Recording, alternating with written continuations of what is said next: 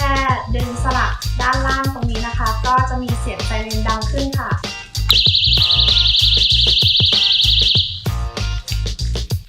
เมื่อต้องการหยุดการทำงานเพียงแค่ดึงสลักกลับไปเสียงไซเรนก็จะดับลงนะคะ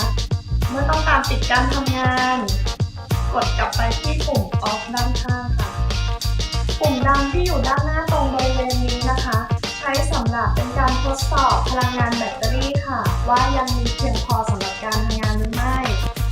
การใช้งานก็คือกดปุ่มสีดำตรงนี้นะคะจะปรากฏไฟสีเขียวโชว์ขึ้นมาค่ะถ้าเป็นไฟสว่างสีเขียวชัดเจนแบบนี้แปลว่าแบตเตอรี่ยังพร้อมสแตนด์บายทำงานอยู่นะคะหรือถ้ากดไปแล้วไฟสีเขียวปรากฏ